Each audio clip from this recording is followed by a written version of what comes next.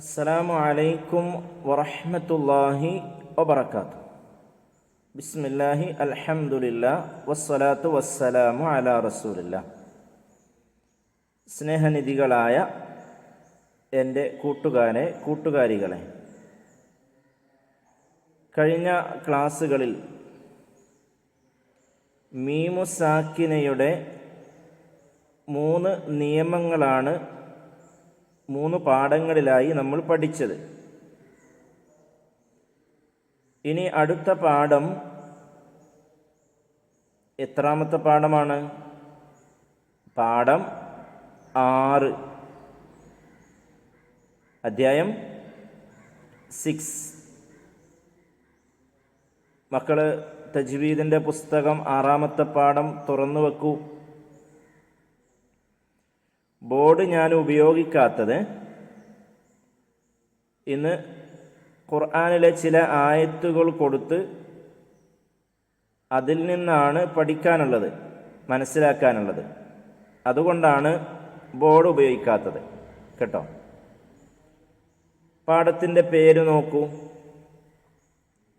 പേരിൽ മാറ്റമൊന്നുമില്ല, മീമു സാക്കിന എന്ന് തന്നെയാണ് അല്ലേ പാഠത്തിൻ്റെ പേര്? മീമു സാക്കിന. മീമു സാക്കിനയുടെ നിയമങ്ങളിലെ പരിശീലനങ്ങളാണ് ഈ പാഠത്തിൽ വരുന്നത്. അതായത് കഴിഞ്ഞ 3 പാഠങ്ങളിൽ പഠിച്ച 3 നിയമങ്ങൾ, ആ നിയമങ്ങളെ നമുക്ക് മനസ്സിലായിട്ടുണ്ടോ എന്ന് നോക്കാൻ, അതുപോലെ തന്നെ നമ്മൾ ഓതുമ്പോൾ ആ നിയമങ്ങൾ പാലിച്ചുകൊണ്ട് തന്നെ ഓതാൻ വേണ്ടിയിട്ടാണ് ഇതൊക്കെ പഠിക്കുന്നത്. അതുകൊണ്ടാണ് ഖുർആനിലെ ആയത്തുകൾ കൊടുത്ത് അത് ഓതി പരിശീലിക്കാൻ വേണ്ടി നമ്മെ പഠിപ്പിക്കുന്നത്. അപ്പോൾ മക്കൾ ഇനി ചെയ്യേണ്ടത്, കഴിഞ്ഞുപോയ ക്ലാസ്സുകളിൽ തജ്വീദിൽ നമ്മൾ പഠിച്ച ആ ഭാഗങ്ങൾ ഖുർആനിൽ ആയത്തുകളിൽ ആ നിയമങ്ങൾ വരുമ്പോൾ അങ്ങനെ തന്നെ ഓതണം. അതിനു വേണ്ടിയിട്ടല്ലേ നമ്മൾ പഠിക്കുന്നത്. ഓക്കെ, അതിൻ്റെ ഫസ്റ്റ് 3 റൗണ്ടിൽ കൊടുത്തിട്ടില്ലേ? എന്താണത്? മീമു സാക്കിനയുടെ 3 നിയമങ്ങളാണ് കൊടുത്തിട്ടുള്ളത്. മക്കൾ നോക്കൂ, ആ 4 റൗണ്ട് അല്ലെ 6ാമത്തെ പാഠത്തിൻ്റെ ഫസ്റ്റ് ഭാഗത്ത് അതിനങ്ങോട്ട് സെൻട്രലൊരു റൗണ്ട് ഉണ്ട്, മീമു സാക്കിന എന്നുണ്ട്, സൈഡിൽ 3 എണ്ണം. അതിൽ ഒന്നാമത്തിൽ എന്താണ്? മീമു സാക്കിനയുടെ 3 നിയമങ്ങളിൽ ഒന്ന്, മീമു സാക്കിനക്ക് ശേഷം ബ വന്നാൽ, മീമു സാക്കിനക്ക് ശേഷം ബ എന്ന അക്ഷരം വന്നാൽ എന്താണ് ചെയ്യുക? ഇഖ്ഫാ ചെയ്യും, മണിച്ചുകൊണ്ട് അവ്യക്തമാക്കി ഉച്ചരിക്കും. രണ്ടാമത്തെ നിയമം ഏതാണ്? അപ്പുറത്തെ സൈഡ് മറ്റേ നിയമം, മീമു സാക്കിനക്ക് ശേഷം മീം വന്നാൽ എന്ത് ചെയ്യും? 2 മീം അടുത്തടുത്ത് വന്നാൽ ഇദ്ഗാം ചെയ്യും, ഇദ്ഗാം ബിഗുന്ന.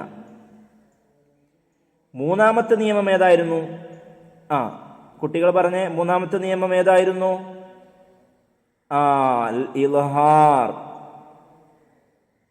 അതായത് മീമോ ബാओ അല്ലാത്ത വേറെ ഏത് അക്ഷരവും മീമു സാക്കിനക്ക് ശേഷം വന്നാൽ എന്ത് ചെയ്യണം?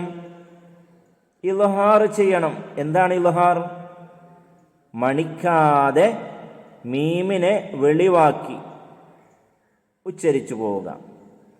ആ 3 നിയമങ്ങളാണ് കഴിഞ്ഞ 3 പാഠത്തിൽ നമ്മൾ പഠിച്ചത്.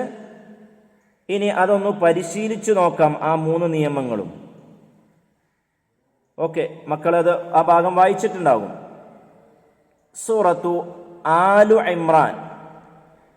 കുട്ടികളെടുക്കോ, സൂറത്തു ആലു ഇമ്രാൻ ഖുർആൻ തുറന്നു വെക്കുക. എന്നിട്ട് 3ാമത്തെ അധ്യായം, 1ാമത്തെ അധ്യായത്തിന്റെ പേരെന്താ? എന്താണ്? അൽ ഫാത്തിഹ. 2ാമത്തെ അധ്യായം ആലു ഇമ്രാൻ.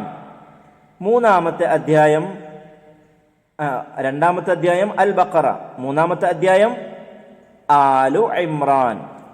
അതിലെ 103ാമത്തെ ആയത്ത് മുതലാണ് നമ്മുടെ പാഠത്തിൽ കൊടുത്തിട്ടുള്ളത്. 103ാമത്തെ ആയത്തെടുക്കൂ. കണ്ടോ? 103 മുതൽ 107 വരെയുള്ള ആയത്തുകളാണ് പുസ്തകത്തിൽ കൊടുത്തിട്ടുള്ളത്.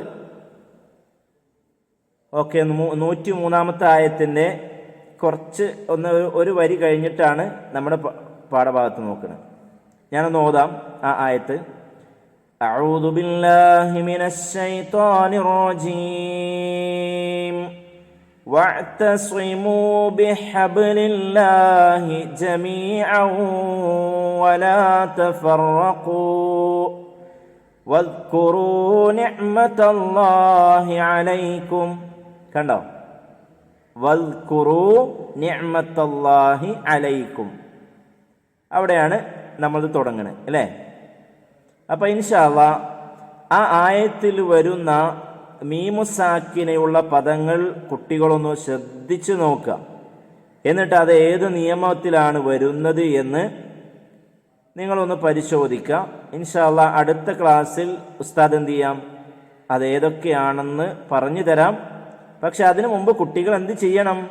ആ ആയത്തുകൾ എടുത്ത് ഒന്ന് പാരായണം ചെയ്ത് നോക്കി അതിൽ ഇൽഹാറാണോ ഇഖ്ഫാ ആണോ ഇദ്ഗാമാണോ എന്നൊക്കെ നോക്കണം. റെഡിയല്ലേ?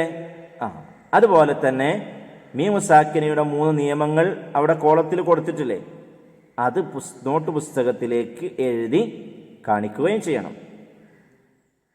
മക്കൾ നല്ല കുട്ടികളാണ്. ഇൻഷാ അല്ലാഹ് എഴുതി അയക്കുന്നതോടൊപ്പം നോക്കാൻ മറക്കരുത്. എന്നാൽ ഇൻഷാ അല്ലാഹ് ഇനി അടുത്ത ക്ലാസ്സിൽ നമുക്ക് എന്ത് ചെയ്യാം, ആയത്തുകളിൽ പറയുന്ന നിയമങ്ങൾ എന്തൊക്കെയാണെന്ന് നോക്കാം. അള്ളാഹു അനുഗ്രഹിക്കുമാറാകട്ടെ. അസ്സലാമു അലൈക്കും വറഹ്മത്തുള്ളാഹി വബറകാതുഹു.